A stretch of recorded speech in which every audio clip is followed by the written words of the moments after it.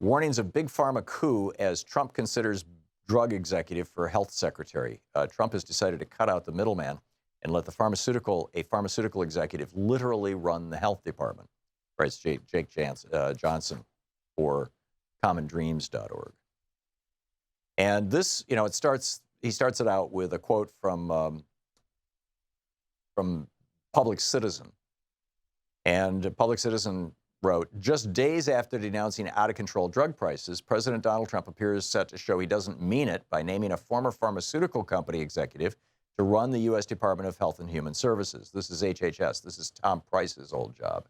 Tom Price, who resigned because he was taking all these fancy jet trips all over the place. He's in charge of Medicare and Medicaid and all that stuff.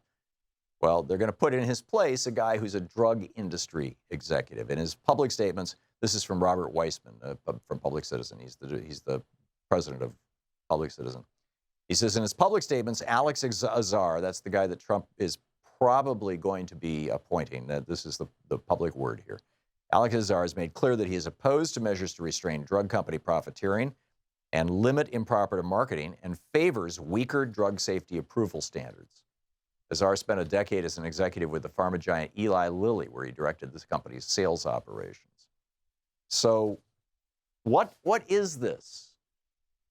When a pharmaceutical industry executive is put in charge of the agency that regulates the pharmaceutical industry, or actually HHS, I don't know if FDA is part of HHS. I'm not certain, but whether it is or it isn't, HHS is buying the products in a big way, buying the products of the pharmaceutical industry.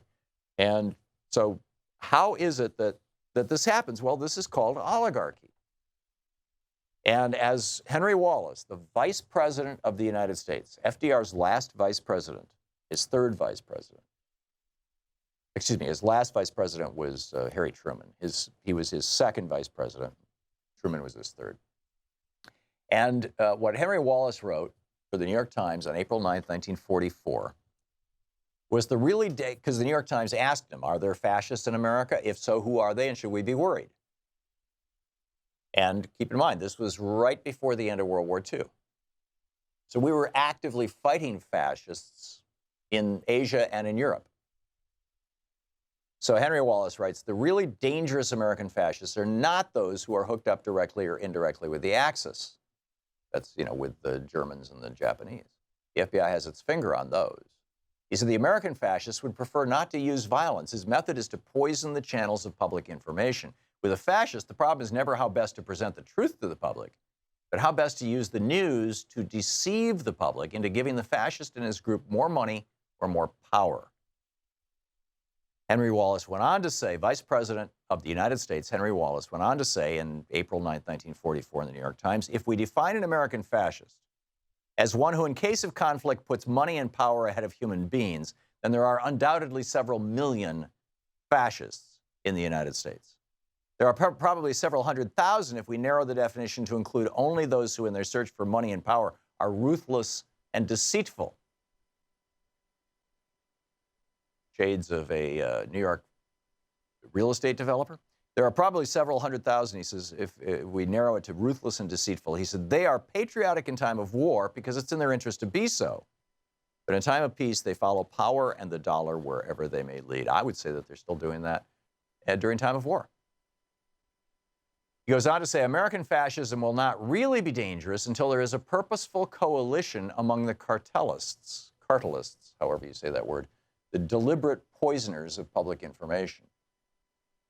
A purposeful coalition. This is what Lewis Powell called for in 1971 in the Powell Memo. Some would argue that this is what the Koch brothers have put together with the Koch network and with ALEC and all the things associated with it, Americans for Prosperity and whatnot, bringing together billionaires. Henry Wallace wrote, fascism is a worldwide disease, but its greatest threat to the United States will come after the war and will manifest itself within the United States itself. Still another danger is represented, this is Vice President Henry Wallace, still another danger is represented by those who, paying lip service to democracy and the common welfare, in their insatiable greed for money and the power which money gives, do not hesitate surreptitiously to evade the laws designed to safeguard the public from monopolistic extortion. American fascists of this stamp were clandestinely aligned with their German counterparts before the war and are even now preparing to resume where they left off after the present unpleasantness ceases. In other words, World War II. He says some big businesses are willing to just jeopardize the structure of American liberty in order to gain some temporary advantage. Monopolists who fear competition and who distrust democracy because it stands for equal opportunity would like to secure their position against small and energetic companies. In an effort to eliminate the possibility of any rival growing up, some monopolists would sacrifice democracy itself. Sacrifice democracy itself? He said, he's talking about the symptoms of fascist thinking. He says, always and everywhere they can be identified by their appeal to prejudice and the desire to play upon the fears and vanities of different groups in order to gain power. It is no coincidence that the growth of modern tyrants has in every case been heralded by the growth of prejudice.